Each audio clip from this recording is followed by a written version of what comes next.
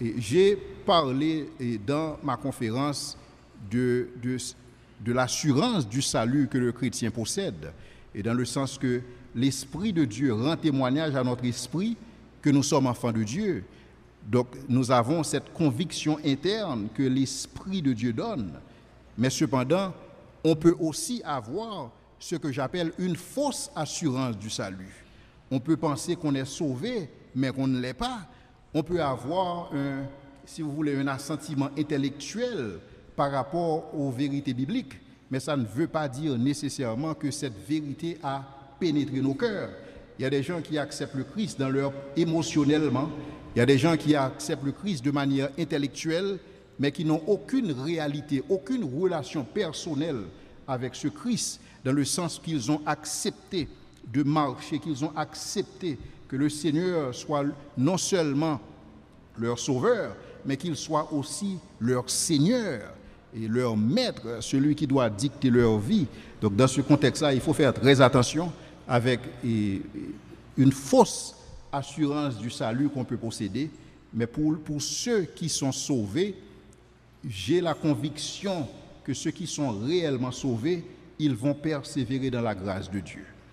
Parce que l'Esprit de Dieu va leur permettre de se maintenir dans la foi, de garder le bon dépôt, parce que c'est Dieu qui produit en nous le vouloir et le faire.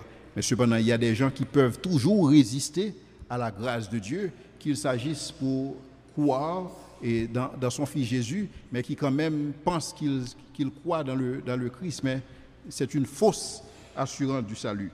Maintenant, la quatrième question, c'est il y a un auteur qui a écrit un ouvrage, et Investir en Haïti, un acte de foi.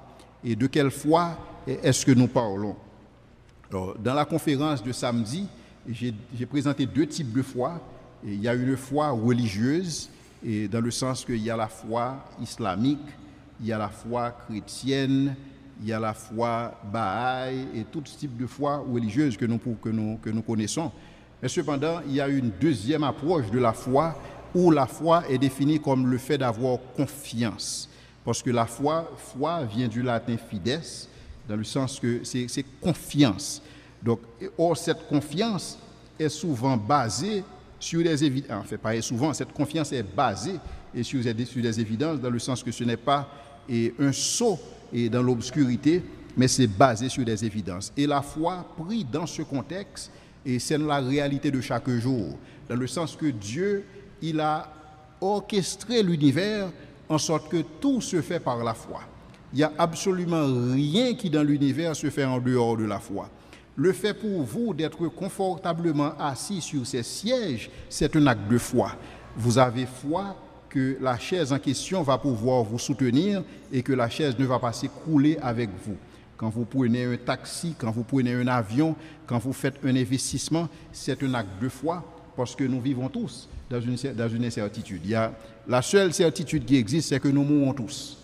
Mais cependant, pour tout le reste, tout ce que nous faisons, qu'il s'agisse de médicaments et que nous prenons une prescription de médecin et nous le faisons sur la foi, et dans la foi dans le médicament que nous ne connaissons pas.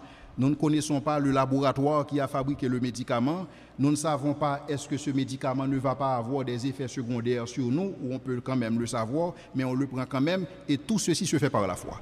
Donc Dieu a arrangé l'univers en sorte que quand il va demander à l'humanité de croire en lui, la foi serait déjà une réalité ancrée dans notre vécu. Donc tout le monde peut comprendre la foi quand Dieu demande de croire en lui. Il a fourni des évidences. Les choix que nous faisons, nous les faisons par la foi en fonction des évidences dont nous disposons. Merci.